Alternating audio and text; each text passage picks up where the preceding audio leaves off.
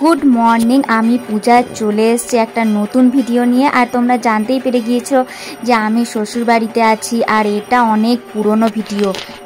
আমরা সবাই মিলে দুর্গা ঠাকুর দেখতে বেরিয়েছি।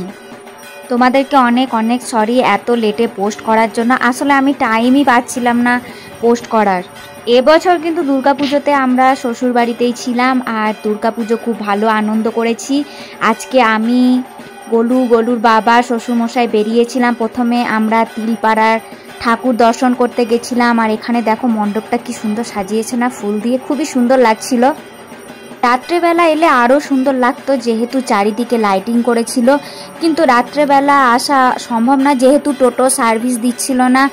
আর হেঁটে হেঁটে এত দূর আসা, ঠাকুর দেখা সত্যিই মানে খুবই অসম্ভব ব্যাপার ছিল। কিন্তু গলু কারুর কাছে যাচ্ছিল না, আমার কোলেই সারাক্ষণ ছিল।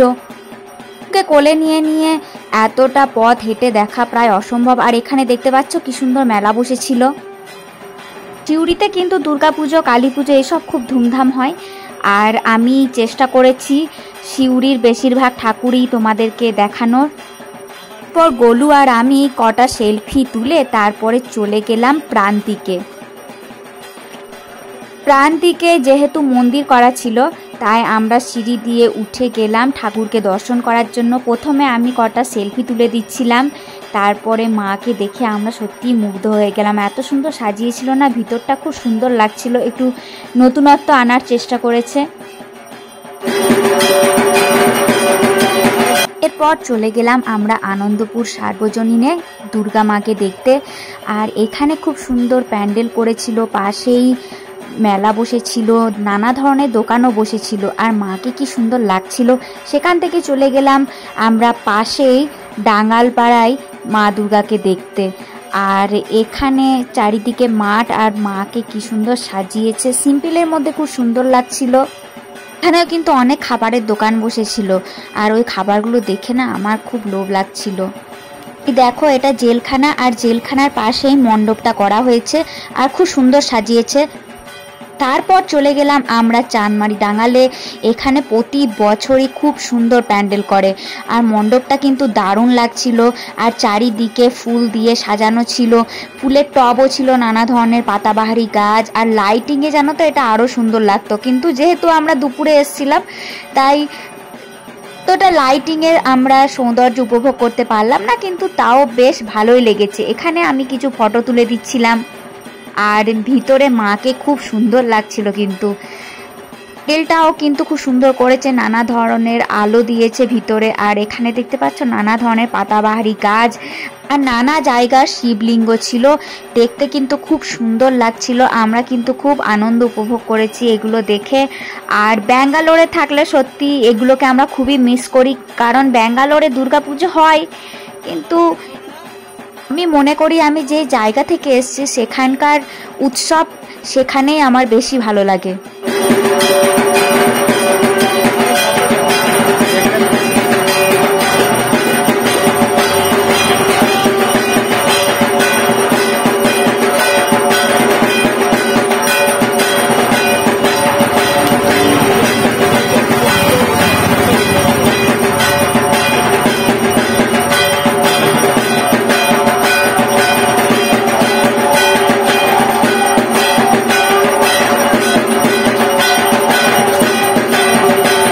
ওখান থেকে চলে গেলাম যাত্রী ক্লাবে। আর এখানেও কিন্তু খুব সুন্দর সাজিয়েছিল প্যান্ডেলটা, অনেক নতুনত্ব করেছে, আর আমাদের কিন্তু খুব ভালো লেগেছিল।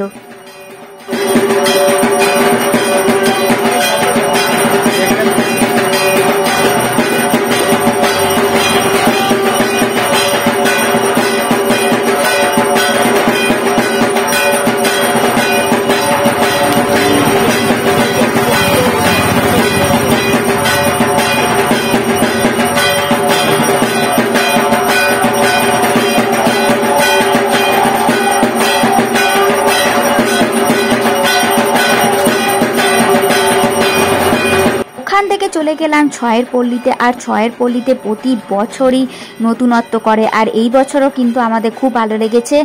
আর তোমরাও প্যান্ডেলটা দেখতে থাকো, আশা করি তোমাদেরও খুব সুন্দর লাগবে।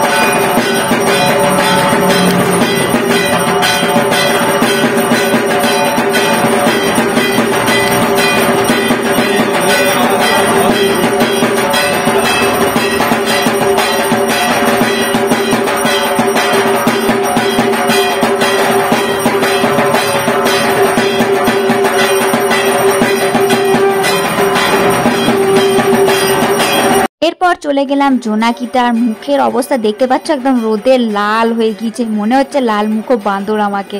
তারপরে মাকে দেখলাম, মাকে দেখে সত্যি মানে মুগ্ধ হয়ে গেলাম, এত সুন্দর লাগছিল দেখতে। মাকে প্রণাম করে আমরা টোটো করে বাড়ি ফিরে গেলাম। সিউড়িতে আরও অনেক জায়গায় দুর্গা ঠাকুর হয়েছিল, কিন্তু সবগুলো ভিডিও করা হয় নাই। আর কোনো ভুল ত্রুটি হয়ে থাকলে আপনারা ক্ষমা করে দিবেন। রাস্তায় প্রচণ্ড ভিড় ছিল বলে টোটো কিন্তু বেশি ভিতরে আমাদেরকে ঢুকাচ্ছিল না, বাইরে বাইরেই নামিয়ে দিচ্ছিল। বলছি আপনার কেমন লাগলো ঘুরে? খুব ভালো। সামনে গিয়ে কোন ঠাকুরটা ভালো লেগেছে? বর্ণালী। কোনটা? ওই ছয়ের পরিণে। ছয়ের পরিণে বেশ লেগেছে। আর কিছু খেতে ইচ্ছা করছে? না। বিরিয়ানি? ঠিক আছে। এদিকে এলে সোজা চলে গেলে বাম। বাড়ি ফিরে এসে আমরা রেস্ট নিয়েছিলাম। তারপরে সন্ধ্যাবেলা দেখতে পাচ্ছ গোলু কেমন বদমাশি করছে, ও ঝাড়ু নিয়েছে ঝাড় দিবে বলে, আর বাবার সাথে খেলা করছিল।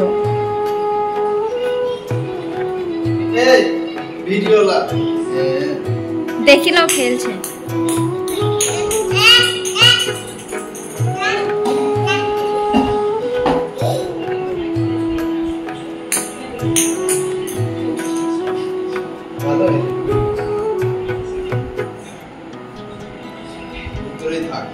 ও এইসব ভালোবাসে, ঝাঁটা এই হ্যাঁ। আপনার ঘরে ঝাড় দিয়ে দিচ্ছে দেখুন। হ্যাঁ